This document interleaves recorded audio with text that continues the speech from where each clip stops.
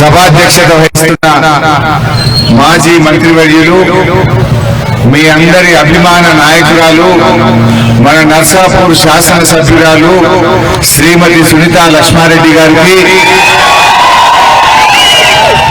మీ ఆశీస్సులతో కాబోయే మన మెదక్ ఎంపీ గౌరవనీయులు వెంకట్రామరెడ్డి గారు, పెద్దలు దేవేందర్ రెడ్డి అన్న గారు, ఎంపీపీ నర్మల్ గారు, పండుగ రవి గారు, డాక్టర్ గోపి గారు, చంద్రగౌడ్ గారు, మల్సూర్ గారు, పెద్దలు సీనియర్ నాయకులు దామోదర్ రెడ్డి గారు, కిషోర్ గారు, శివశంకర్ గారు, నరసింహారెడ్డి గారు, డాక్టర్ యాదవ్ రెడ్డి ఎమ్మెల్సీ గారు, గౌరవ సర్పంచులు, ఎంపీటీసీలు, ఉద్యమకారులు, మన బీఆర్ఎస్ కుటుంబ సభ్యులు, మా అక్క చెల్లెళ్ళు, అన్నదమ్ములందరికీ పేరు పేరున శిరస్సు వచ్చి నమస్కారం తెలియజేస్తా ఉన్నాం. ఇవాళ మా అక్క చెల్లెళ్ళు చాలా ఓపికగా ఏం చెప్తారని చూస్తా ఉన్నారు. దయచేసి ఒక 5 నిమిషాలు జాగ్రత్తగా వినండి. ఇది ఎవరినో ఎంపీ చేయడానికో, ఎవరినో గెలిపించడానికో, ఒకరిని అధికారంలో తేవడానికో, ఒకరిని కుర్చీలో కూర్చోబెట్టడానికో జరిగే ఎన్నిక కాదు. ఇది తెలంగాణ భవిష్యత్తును నిర్ణయించే ఎన్నిక, మన తలరాతలు మార్చేటువంటి ఎన్నిక. ఎందుకంటే ఈ మధ్య మనం చూస్తే ఒకడేమో మతం పేరుతో వస్తున్నాడు, ఇంకొకడేమో రిజర్వేషన్ల పేరు మీద ప్రజల్ని బురిడి కొట్టించే ప్రయత్నం చేస్తున్నాడు. మరి ఈరోజు మనం ఆలోచించాలి, మన పేదల కడుపు నింపేది ఎవరు, పేదలకు అన్నం పెట్టింది ఎవరు, కరెంట్ ఇచ్చింది ఎవరు, ఆలోచించి మనం నిర్ణయం తీసుకోవాలి. మొన్న అసెంబ్లీ ఎలక్షన్ల ముందు కాంగ్రెస్ పార్టీ వాళ్ళు 6 గ్యారెంటీలని మనను మోసం చేసింది. ఏం చెప్పిండ్రు? ఇగో బాండ్ పేపర్ మీద రాసిస్తున్నాం, 100 రోజుల్లో అమలు చేస్తాం, మేము రాగానే మొదటి సంతకం రుణమాఫీ మీద పెడతాం, డిసెంబర్ 9 నాడే 4000 పింఛన్ ఇస్తాం అని బాండ్ పేపర్ల మీద రాసిచ్చి మురిపించిండ్రా లేదా? మరి గద్దెనెక్కిండ్రు. 5 నెలలైనా చెప్పిన దాంట్లో ఒక్కటి కూడా అమలైతలేదు. ఇప్పుడు మన ఊర్లలో ఎవరన్నా చెక్ బౌన్స్ అయింది అనుకో, చెక్ బౌన్స్ అయితే శిక్ష పడదా పడదా? చెక్ బౌన్స్ అయితే శిక్ష పడదా పడదా? మరి అలా కాంగ్రెస్ వాళ్ళు ఇచ్చిన బాండ్ పేపర్ బౌన్స్ అయిపోయింది. కాంగ్రెస్ వాళ్ళు బాండ్ పేపర్ మీద ఏం రాసి ఇచ్చిండ్రు? మేము 100 రోజుల్లో 6 గ్యారెంటీలు అమలు చేస్తామని చెప్పిండ్రు. మరి 100 రోజుల్లో 6 గ్యారెంటీలు అమలైనయా? మొదటి గ్యారెంటీ మహాలక్ష్మి, మా అక్క చెల్లెళ్ళందరికీ జీతం పడ్డట్టు 1వ తారీఖు నాడు 2500 వేస్తా అన్నాడు. వచ్చినాయా చెల్లె? జర చూడండి ఒకసారి టీవీలో ఎట్లా చెప్పిండు, ఎంత అబద్ధం అది కూడా చూడు. ఇంటి ఆయన దగ్గర నగదు ఉంటేనో బెల్ట్ షాపులలో ఇస్తున్నాడు, అవునా?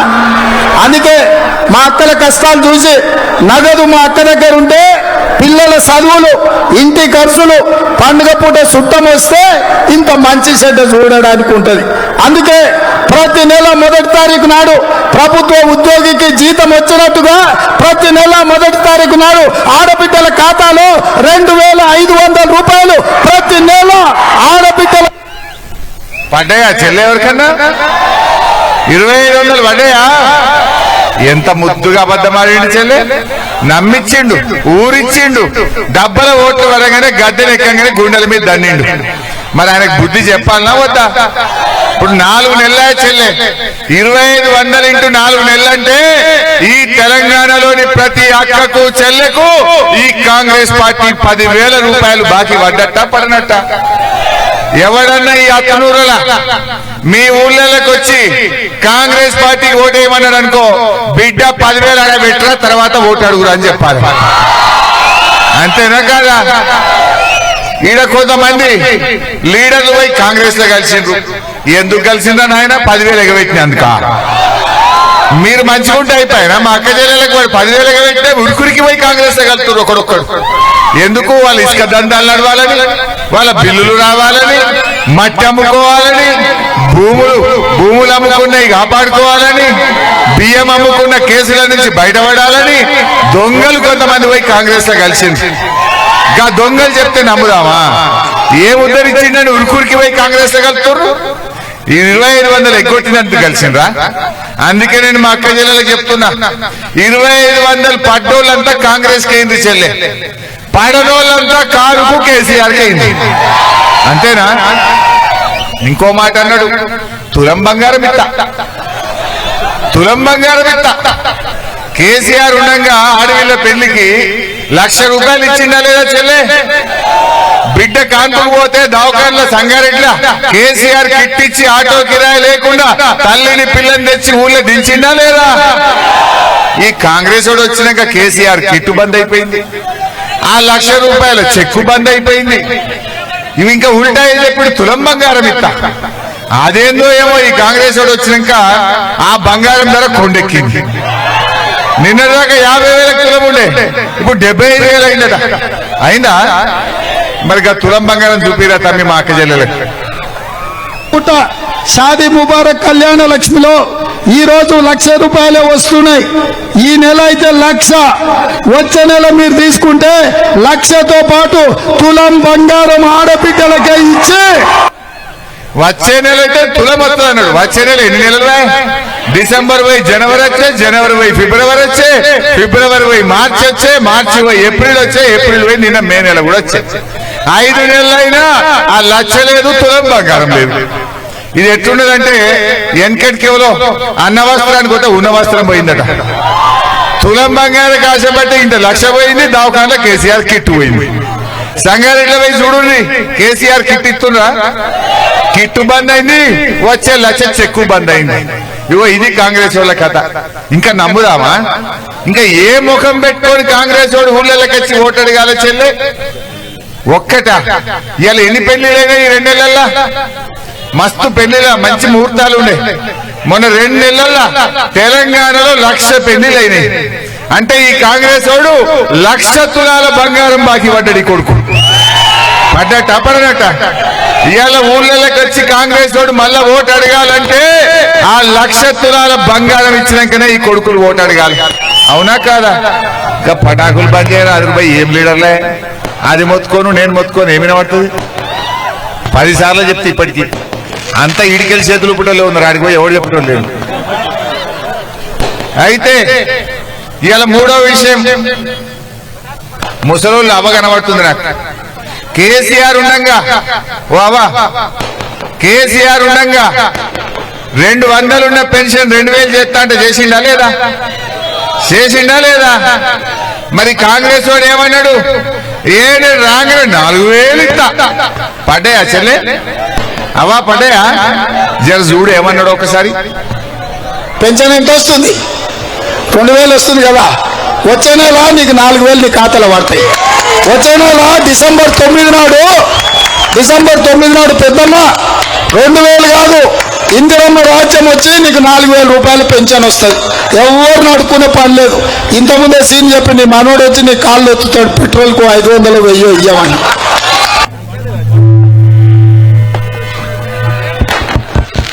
వచ్చినాయి అవ్వ, వచ్చే నెల 4,000 పడ్డాయి ఎవరికన్నా. ఇంకా ఘోరం ఏంటంటే 4,000 మాట దేవుడెరుగు. నడిమిట్ల జనవరి నెల ఇచ్చే 2,000 కూడా పెట్టిండు పుణ్యాత్ముడు. పోలే ఒక నెల ఇచ్చే 2,000 ఎగ్గొట్టిండు. అదన్న టైం ఇస్తుండా. పొద్దుగా లేచి అవ్వ నడుచుకుంటా పోస్ట్ ఆఫీస్కి పోతే వాడు అంటుండు ఇంకా పడలేదు పో అంటుండు. మళ్ళా ఇంటికి వచ్చు, మళ్ళా పోవుడు పడలేదు పో అంటే ఇవాళ 10 తారీఖు లోపల పడే పెన్షన్లు 30 తారీఖు వచ్చినా కూడా ఇవాళ పెన్షన్ పడని పరిస్థితి వచ్చిందా లేదా? అంటే 2,000 పెన్షన్ కేసీఆర్ ఇస్తా అంటే బరాబర్ ఇచ్చి చూపించింది. కానీ వీళ్ళు 4,000 ఇస్తా అని ఇవాళ మధ్యలో ఒక నడిమిట్లో ఒక నెలను ఎగనే కొట్టిండా లేదా? అయినా కాంగ్రెస్ కోటేద్దామా? ఇంకా అయినా వేద్దామా? కాంగ్రెస్ కోటేయడం అంటే వాళ్ళ అబద్ధాలను ఆమోదించినట్టు, వాళ్ళ మోసాలను మనం ఒప్పుకున్నట్టు. ఒప్పుకుందామా? రైతులకు ఏం చెప్పింది చెల్లె? ఇగో మేము రాగానే 15,000 రైతు బంధు ఇస్తాం. ఇప్పుడు కేసీఆర్ 10,000 ఇస్తుండు, మేము వచ్చినాక 15,000 ఇస్తామన్నారు. వచ్చినాయే 15,000? వచ్చినాయే 15,000? ఎవరికన్నా వచ్చినాయే? జర చూడండి. అది కూడా వ్యవసాయ పనులు మొదలయ్యే ముందల్లే సంవత్సరానికి ప్రతి రైతుకు ఎకరాకు 15,000 రూపాయలు రైతు భరోసా పథకం కింద. ఏమన్నట్టు చెల్లె, వ్యవసాయ పనులు స్టార్ట్ కాకముందే 15,000 ఇస్తాడు. మొత్తం ఇప్పుడు వడ్లు కోతకొచ్చే కల్లాలకు వడ్లు వచ్చినా 5,000 కూడా దిక్కులేవు. పడేటి కూడా వాళ్ళే. కేసీఆర్ ఉండగా కరోనా కష్టకాలంలో కరోనా వచ్చిన టైం మీద రైతు బంధు ఇచ్చిండా లేదా కేసీఆర్? ఏం పుట్టింది మరి కాంగ్రెస్ వాళ్ళకు? మన కేసీఆర్ 5 ఏళ్ళు ఇచ్చిండు. 11 విడతల 72,000 కోట్ల రూపాయల రైతు బంధు కేసీఆర్ ఇచ్చిండు. మరి కాంగ్రెస్ వాళ్ళు 15,000 ఇస్తా అని చెప్పింది కానీ 15,000 దిక్కులేదు. ఆయనతో 10,000 కూడా వల్లే. ఇప్పటికీ 3-4 ఎకరాలకే పడ్డది. ఇప్పటికి ఇంకా చాలా మందికి రైతు బంధు పడినేలే. అది పెట్టుబడి సాయం. ఎంత మంచిగా చెప్పిండు. పంట వెయ్యక ముందే ఎత్తాడు. పంట వేయక ముందు కాదు నాయన, పంట కోతకొచ్చి కల్లాలకు వడ్లొచ్చినా రైతు బంధు దిక్కులేదు. ఇది మోసం కాదా? ఇంకా రుణమాఫీ ఏమన్నాడు? రుణమాఫీ నేను రాగానే 2 లక్షల మాఫీ చేస్తా. డిసెంబర్ 9వ తారీఖు నాడు మొదటి సంతకమే పెడతా అన్నాడు. ఆయన 9 తారీఖు కూడా ఆగలే. 7 తారీఖే కుర్చీలో కూర్చున్నాడు.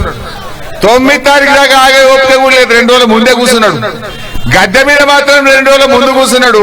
రుణమాఫీ మాత్రం 150 రోజులైనా ఎగబెట్టిండు. గది కూడా చూద్దాం ఒక్కసారి. రుణమాఫీ అయిన వాళ్ళు అందరూ ఎంబడమై మళ్ళీ 2 లక్షల రుణం తెచ్చుకోరి. డిసెంబర్ 9 నాడు నేను అవి మాఫీ చేస్తా. కాబట్టి రైతులందరికీ నేను విజ్ఞప్తి చేస్తున్నా, ఎంబడే పోయి బ్యాంకుకు పోయి లోన్లు తెచ్చుకోరి. వచ్చిన ఎంబడే నేను రుణమాఫీ చేస్తా. అయినా అదే 2 లక్షల మాఫీ వాళ్ళకన్నా ఎవరికన్నా ఒక్కరికన్నా? అయ్యో ఆత్మూరలా ఒక్కరికి. మరి ఏముండే కుల్లం 2 లక్షల మాఫీ అయిన వాళ్ళు కాంగ్రెస్ కి అయింది. కానోళ్ళంతా కారుకు వెంకటరామరెడ్డికి వేసుకున్నాం. లొల్లిబాయిగా చేసుకోవాలన్నా వద్దా? ఎన్ని చెప్పింది అట్లా చూపిస్తే ఇంకా చాలా ఉన్నాయి. బోనసా వడ్లకు మక్కలకు ఏమన్నాడు? వడ్లకు మక్కలకు 500 బోనస్ ఇస్తా, 2,500 క్వింటల్ వడ్లు కొంటా అన్నాడు. కొంటున్నారు 2,500కు? 2,500 లేదు, 2,200 దిక్కు లేదు. నాకు అర్థం కాదు. మదన్ రెడ్డి గారు పోయి ఎందుకు కాంగ్రెస్ లో కండువ కప్పుకున్నాడు? నువ్వు రైతులే కదా మదన్ రెడ్డి గారు. రైతులకు రుణమాఫీ ఎగ్గొట్టినందుకు కాంగ్రెస్ లో చేరినవా? వడ్లకు మక్కలకు 500 బోనస్ ఇస్తా అని రేవంత్ రెడ్డి మోసం చేసినందుకు ఉరుకురికి పోయి కండువా కప్పుకున్నావా? ఏం ఉద్ధరించిండు రేవంత్ రెడ్డి? ఎందుకు కాంగ్రెస్ పార్టీలో చేరినట్టు? ఇంకా వడ్లది కూడా చూపిరా నాయన. 1960 రూపాయలున్న వరి కనీస మద్దతు ధరకు మించి 2,500తో వడ్లు కొనే బాధ్యత. 2,500 వస్తున్నాయా వడ్లకు? ఏమన్నా వడ్లు కొంటున్నారే? ఎన్ని అబద్ధాలు వీలై. మరి అలా వడ్లకు ధర రానోళ్ళు కల్లాలలో 15 రోజుల నుంచి పాపం రైతులు పండుకొని ఉన్నారు. ఊర్లో పొన్న నెల అవుతుందట ఆ తమ్ముడు అంటుండు. ఒక్క నెలనా? ఏ ఊరు? ఒక్క నిమిషం. ఏ ఊరు? నాగారం. మా నాగారం వాళ్ళు అంటున్నారు వడ్లు పోసి నెల ఇదివరకు కొనే దిక్కులేదు అంటుండ్రు. నెల అయినా వడ్లు కొనే శాత కాదట కానీ 2,500 ఇస్తా అని అబద్ధమాడి గద్దెనెక్కిండు. రైతుల గుండెల మీద దండిండు కదా ఈ రేవంత్ రెడ్డి. మరి మన కేసీఆర్ ఉండగా వడ్లు రాగానే 2 రోజులలో వడ్లు కొన్నారు, 2 రోజులలో బ్యాంకులలో పైసలు పడ్డాయి. ఈ కాంగ్రెస్ వచ్చినాక నెల అయినా వడ్లు కొనే దిక్కు లేదు, ఆ పైసలు టైం మీద వస్తలేవు. ఇన్ని మోసాలు చేసిన కాంగ్రెస్ కు బుద్ధి చెప్పాలన్నా వద్దా? రేపు సునీతక్క మేము అసెంబ్లీలో గట్టి కొట్లాడద్దా? రేవంత్ రెడ్డి ఒకవేళ మీరు తప్పిపోయి ఎవరైనా కాంగ్రెస్ కోటేసింది అనుకో ఆత్మూరులా ఏమంటాడు రేవంత్ రెడ్డి? నేను 2 లక్షల రుణమాఫీ ఎగ్గొట్టిన, అవ్వాతాతలకు 4,000 ఇస్తానని మోసం చేసిన, ఆడపిల్లలకు 2,500 ఇస్తానని ఎగబెట్టిన, రైతు బంధు 15,000 అని మోసం చేసిన, వడ్లకు మక్కలకు 500 బోనస్ ఇస్తానని ఎగబెట్టిన, తులం బంగారం ఎగబెట్టిన, అయినా నాకే ఓటేసింది అంటాడా అనడా? మరి ఆయన అనొద్దంటే రేపు నేను అసెంబ్లీలో నేను సునీతక్కనో మాట్లాడాలి గట్టిగా. ఏమనాలి? బిడ్డ రేవంత్ రెడ్డి, నువ్వు రుణమాఫీ ఎగ్గొట్టినావు గనుక, తులం బంగారం ఎగ్గొట్టినావు గనుక, అక్క చెల్లెలకు 2500 ఎగ్గొట్టినావు గనుక, మా అవ్వ తాతలకు 4000 ఇస్తానని మోసం చేసినావు గనుక ఇగో మా అత్తుల కాడానికి సురుకు పెట్టిండ్రు. ఇప్పటికన్నా కళ్ళు తెరువు, ఇప్పటికన్నా బుద్ధి తెచ్చుకో అని మేము గట్టిగా అడగాలనా వద్దా? అడగాలంటే ప్రశ్నించే గొంతును గెలిపియాలి. ఇప్పుడు తప్పితే మళ్ళీ 4 ఏళ్ల దాకా దొరకరు ఈ కొడుకులు, 4 ఏళ్ల దాకా మళ్ళీ దొరకరు. ఇప్పుడే దొరకబట్టాలి మీరు గట్టిగా. మీరు ఏమనంటే గుంపు మేస్త్రి అంటాడా? ఈ పార్లమెంట్ ఎన్నికల్లో ఈ హత్నూర అక్క చెల్లెళ్ళు అన్నదమ్ముళ్ళు రేపు 13వ తారీఖు నాడు గుంపు మేస్త్రి గూబ వలిగేటట్టు కారు మీద గుద్దుడు పెట్టాలి. గట్లయితే అలా బుద్ధి వస్తుంది, సోయి వస్తుంది. గట్లయితే మీ 4000 పింఛన్ వస్తుంది. గుంపు మేస్త్రి గూబ వలిగితే నీకు 2500 రూపాయలు వచ్చి నీ ఖాతాలో పడతాయి. మరి మోసం చేసిన శిక్ష తప్పదు కదా. చెక్ బౌన్స్ అయితే శిక్ష పట్టదా పడదా? బాండ్ పేపర్ బౌన్స్ అయితే శిక్ష పడాలనా వద్దా? మరి ఆ శిక్షే రేపు కారును గెలిపియాలి. నడిమిట్లో కూడా బీజేపీ మోపైండు. వాళ్ళు కూడా నిర్ణయాలు వచ్చి స్టిక్కర్లు ఒకటే అతికిత్తుడు, స్టిక్కర్లు అతికించుడు, ఇంట్లో క్యాలెండర్లు వంచుడు. అవి కడుపు నింపుతాయా? క్యాలెండర్ కడుపు నింపుతుందా? స్టిక్కర్లు మీకు బువ్వ పెడతాయా? ఆలోచించి ఏమిచ్చింది బీజేపీ? ఏమని ఇచ్చిందా బీజేపీ? 10 ఏళ్ళు ఢిల్లీలో గవర్నమెంట్ ఉన్నది, అదేమని ఇయ్యలే. ఇప్పుడు కేసీఆర్ 10 ఏళ్ళు లీడ్ ఉన్నాడు, ఢిల్లీలో బీజేపీ వాళ్ళు 10 ఏళ్ళు ఉన్నారు. కేసీఆర్ ఏమి ఇచ్చిందంటే మీరు ఏం చెప్తారు? 1,00,000 రూపాయలు కళ్యాణ లక్ష్మి ఇచ్చిండు, కేసీఆర్ కిట్ ఇచ్చిండు, 2000 పింఛన్ ఇచ్చిండు, రైతు బంద్ ఇచ్చిండు, రైతు బీమా ఇచ్చిండు, నీ బాయిల కాడ 24 గంటలు ఫ్రీగా కరెంట్ ఇచ్చిండా లేదా? మా అక్క చెల్లెలు బిందెలు పట్టుకొని రోడ్డు మీదకి రాకుండా ఇంటింటికి నల్లబెట్టి మంచినీళ్ళు ఇచ్చిండా లేదా కేసీఆర్? మరి 10 ఏళ్ళు బీజేపీ గవర్నమెంట్ ఏమి ఇచ్చింది? అరే ఏమన్నా ఒకటని లేదా? అరే ఇచ్చింది పోయి యాద్ చేసుకొని 350 సిలిండర్లు 1000 రూపాయలు చేయలేదా? 60 రూపాయలు ఉన్న పెట్రోల్ డీజిల్ ని 100 రూపాయలు చేయలేదా? ఇంకా జిఎస్టీ పెట్టి పాల మీద, పెరుగు మీద, పప్పు మీద, ఉప్పు మీద ధరలు పెంచలేదా? నిరుద్యోగ పిల్లలకు ఏడాదికి 2 కోట్ల ఉద్యోగాలు ఇస్తామని ఎగబెట్టలేదా? పెట్టినా లేదా? విదేశాల్లో నల్లధనం తెచ్చి మీ ఒక్కొక్కరి అకౌంట్ లో 15 లక్షలు వేస్తామని మోసం చెయ్యలేదా? మరి అయినా బీజేపీ కోటేద్దామా? ఆలోచించండి. పేదల కోసం దయచేసి ఒకటే ఆలోచించండి. ఇవాళ మన పేదల కోసం ఆలోచించింది కేసీఆర్, రైతుల కోసం ఆలోచించింది కేసీఆర్, అవ్వ తాతల కోసం ఆలోచించింది కేసీఆర్, అక్క చెల్లెళ్ళ మంచినీళ్ళ కష్టం తీర్చింది కేసీఆర్. ఇవాళ కేసీఆర్ మనం కాపాడుకోవాలి. రేవంత్ రెడ్డికి ఎంత అహంకారం వచ్చింది. మొన్న కేసీఆర్ బయటకెళ్ళి అడిగిండు, బస్ వేసుకొని బయటకు పోయి ఏమైందయ్యా నీ 2 లక్షల రుణమాఫీ అని అడిగిండు. ఏమైందయ్యా నీ 500 బోనస్ అని అడిగిండు. ఎప్పుడు ఇస్తావయ్యా? 4000 మా అవ్వ తాతలకు అన్నాడు. ఇంకెన్నడు ఇస్తావయ్యా? మా అక్క చెల్లెళ్లకు 2500 అన్నాడు. కేసీఆర్ గా మాట అంటే రేవంత్ రెడ్డి ఏమంటుండు? కేసీఆర్ నీ చెడ్డి ఊడగొట్టా అంటాడు.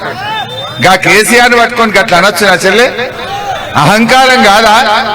కాంగ్రెస్ వాళ్ళ కళ్ళు నెత్తికెక్కినాయి. వాళ్ళ కొడుకులు భూమి మీద లేరు, గాలిలో ఉన్నారు. వాళ్ళని భూమి మీదకి దేవాలా వద్దా?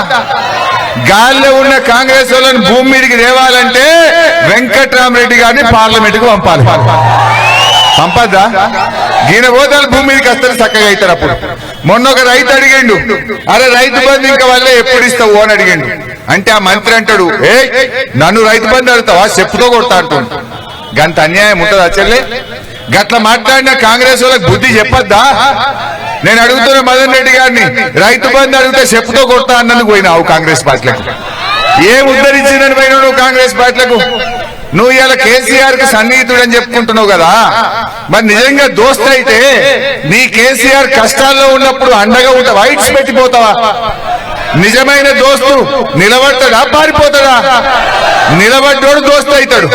అంటే నిన్ను 2 సార్లు ఎమ్మెల్యే చేసినా నిన్ను మంచిగా చూసుకొని మేమందరం ఎంతో ప్రేమగా నిన్ను అత్యంత సన్నిహితుడని ఎంతో గౌరవిస్తే ఇవాళ కష్టకాలంలో ఇడిచిపెట్టిపోవుడు న్యాయం అవుతుందా?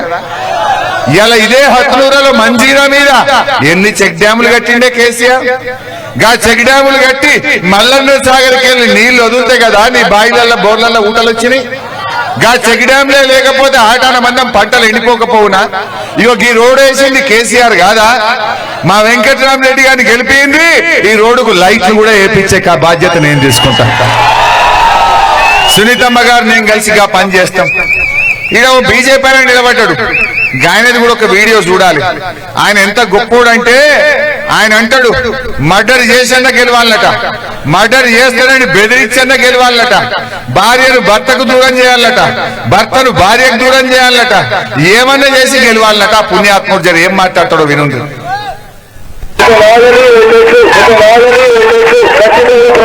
కుటుంబానికి భారతీయ జనతా పార్టీ ప్రతి నిరుద్యోగికి ప్రతి నెల 2,000 రూపాయలు వ్యక్తిగతంగా గెలిచిన పరిస్థితుల్లో ఇంప్లిమెంట్ చేసేటువంటి కార్యక్రమానికి మన దగ్గర స్పష్టమైనటువంటి ప్రణాళిక ఉందని చెప్పి మీకు అందరూ కూడా తెలియజేస్తూ, భారతీయ జనతా పార్టీని గెలిపిస్తే నేను గెలిపించిన 6 నెలలలో కేంద్ర మంత్రిని తీసుకొని దుర్గారెడ్డి టెక్స్టైల్ పార్క్ మంజూరు చేపించామని చెప్పి ఈ సందర్భంగా తెలియజేస్తా ఉన్నాను.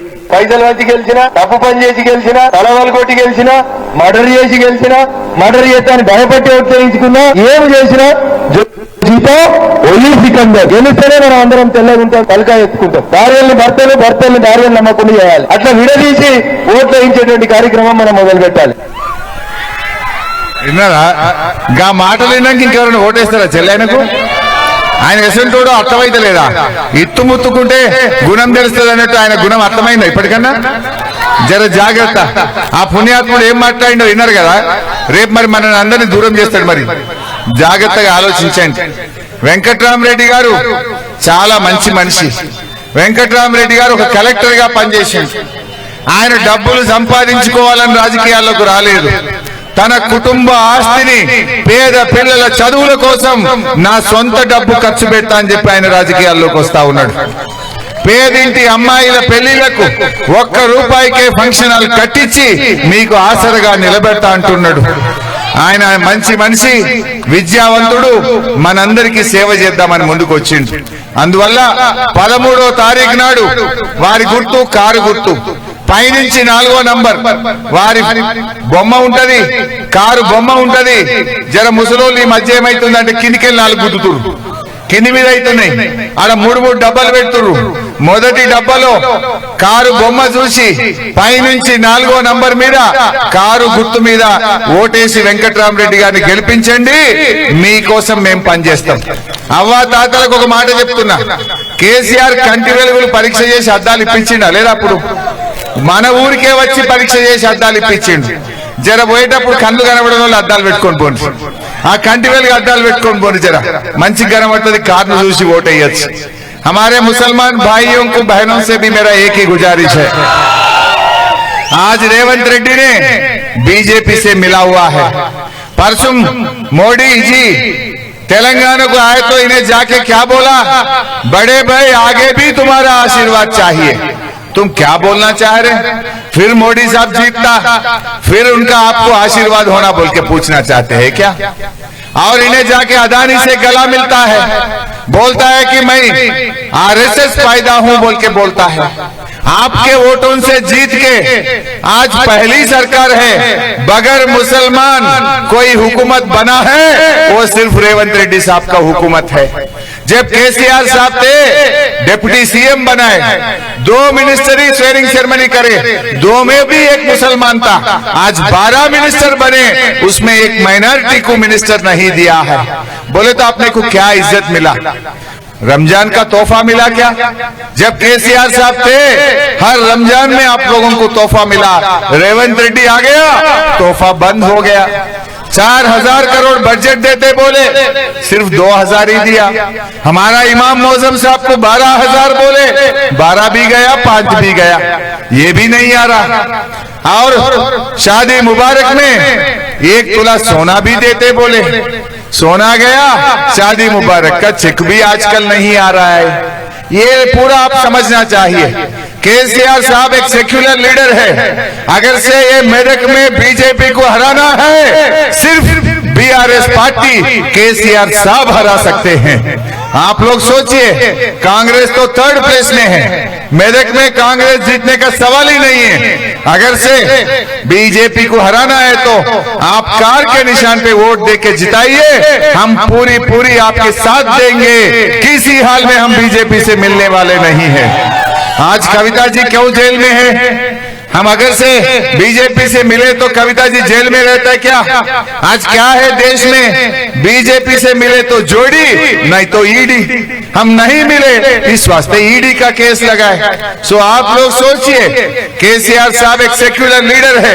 अपने हक के लिए, अपने कामों के लिए हिंदू मुसलमानों को 2 आंख समझ के 10 साल इस राज्य को केसीआर साहब ने चलाए। 10 साल के केसीआर साहब के हुकूमत में कहीं पर भी फसाद नहीं हुआ, कहीं थोड़ा गड़बड़ नहीं हुआ। आगे भी हम पूरा साथदार देंगे। हम आपके साथ रहेंगे। हिंदू मुसलमान दोनों को भी लेके चलेंगे। ఇలా అక్క చెల్లెలు ఆలోచించాలి. హిందువులైనా ముస్లింలైనా ఎవరు పేదవాళ్ళైతే వాళ్ళే మన బంధువులు కావాలి. మతం కులం పేదరికానికి అడ్డం రావద్దు. పేదలు ఏ కులంలో ఉన్నా, ఏ మతంలో ఉన్నా పేదలకు సాయం చేయమన్నాడు కేసీఆర్. పేదలకు అండగా నిలబడ్డాడు మన కేసీఆర్. అటువంటి కేసీఆర్ గారిని మీరందరూ కూడా ఆశీర్వదించండి. కేసీఆర్ ను మనం కాపాడుకుంటే మనను కేసీఆర్ కాపాడతాడు అని చెప్పి మనం చేస్తా ఉన్నా. ఆనాడు తెలంగాణ ఉద్యమంలో సంగారెడ్డికెళ్ళి ఇదే దౌలతాబాద్ చౌరస్తాకెళ్ళి నడుచుకుంటూ పోయిన ఆ రోజు పాదయాత్ర చేసిన తెలంగాణ కోసం. ఇదే దౌలతాబాద్ పాత సినిమా టాకీస్ ఉండే అలా వండుకున్నా. ఒకరోజు రాత్రి వండుకున్నాం ఎండల్లా. ఈడికేళ్ళి సిద్దిపేట దాకా నడుచుకుంటూ పోయి తెలంగాణ కోసం కొట్లాడినాం. తెలంగాణ ఉద్యమంలో పనిచేసినాం. ఇవాళ రేవంత్ రెడ్డి మాట్లాడుతుండు తెలంగాణ పౌరుషమట. నీకెక్కడదా పౌరుషం? నువ్వేడన్నా జై తెలంగాణ అన్నవా? ఏనాడన్నా అమరవీరుల స్తూపం కాడ 2 పువ్వులు పెట్టినవా? ఓట్ల కోసం ఈయనకి ఇవాళ తెలంగాణ పౌరుషం గుర్తొచ్చింది. ఆనాడు మనం తెలంగాణ ఉద్యమం చేస్తే తుపాకీ పెట్టుకొని బయలుదేరింది కదా ఈ రైఫిల్ రెడ్డి. ఎవడరా జై తెలంగాణ అంటాడని తుపాకీ పట్టుకొని బయలుదేరి రైఫిల్ రెడ్డి ఇవాళ తెలంగాణ పౌరుషం గురించి మాట్లాడుతుండు. తెలంగాణ పౌరుషానికి నిజమైన ప్రతీక మన కేసీఆర్. కేసీఆర్ ఇవాళ తెలంగాణ పౌరుషాన్ని నిలబెట్టిండు. తెలంగాణ పౌరుషానికి ప్రతిరూపం కేసీఆర్. ఆ కేసీఆర్ నాయకత్వాన్ని మనం బలపరుచుకోవాలి. ఎప్పటికైనా కేసీఆర్ మనకు శ్రీరామ రక్ష. కేసీఆర్ లేకపోతే తెలంగాణ వచ్చునా? కేసీఆర్ లేకపోతే మెదక్ జిల్లా అయితుండేనా? కేసీఆర్ లేకపోతే సంగారెడ్డి జిల్లా అయితుండేనా? నర్సాపూర్ ఆర్డీఓ ఆఫీస్ అయితుండేనా? ఇవన్నీ కూడా మనం చేసుకున్నాం. అందువల్ల మీరు ఇవాళ వాళ్ళు మా కార్యకర్తలకు కూడా ఒక మనవి, వాడెవడు ఆ పాటలు వేయండి, ఈ పాటలు వేయండు, ఫోన్లు చేసి ఒకటే బతిలాడుతురట, భయపెట్టిస్తురట. భయపడతామా? ఉద్యమకారులం మనం. దయచేసి మీరు గట్టిగా ఉండండి. ఒకవైపు సునీతక్క ఉంటది, ఏదైనా కష్టం వస్తే గంట సేపట్లో నేను హత్నూరకు వస్తా, మిమ్మల్ని కంటికి రెప్పలా కాపాడుకుంటా. ఎవరు భయపడాల్సిన అవసరం లేదు. మనం పేదల కోసం పనిచేస్తున్నాం, న్యాయం కోసం పనిచేస్తున్నాం. నువ్వు ఇస్తానని ఎగబెట్టినే ఎందుకు ఇయ్యవని చెప్పి కొట్లాడుతున్నాం తప్ప మనమేం గొంతెమ్మ కోరికలు కోరతలేం. ఈ బీఆర్ఎస్ కార్యకర్తలు ఎవరు అధైర్యపడకండి, ఎవరు భయపడకండి. అర్ధరాత్రి అయినా మీకోసం హరీష్ అన్న ఉంటాడు, మా సునీతక్క ఉంటది అని చెప్పి మీ అందరికీ మనవి చేస్తా ఉన్నా. ధైర్యంగా మంచిగా కొట్లాడదాం. రాబోయేది మనదే. రాబోయే కాలం ఖచ్చితంగా మళ్ళా బీఆర్ఎస్ దే. మంచి రోజులు వస్తాయి. ఈ దొంగల పని పడదాం. ఎవడెవడైతే పార్టీలకు వెళ్ళి పోయిండో, మట్టి దొంగలు, ఇసుక దొంగలు, భూమి దొంగలు, వడ్లమ్ముకున్న కొడుకులు, ఒక్కొక్కని సంగతి చెప్పుదాం. ఎవరిని ఇష్టపెట్టలేదు. ఇవాళ నిజమైన కార్యకర్తలు మీరు. సునీతమ్మ అన్నట్టు వాడు బెదిరించినా భయపెట్టినా జై తెలంగాణ అనుకుంటూ ఇక్కడికి వచ్చిన మా గులాబీ సైనికులకు శిరస్సు వంచి నమస్కారం తెలియజేస్తూ జై తెలంగాణ.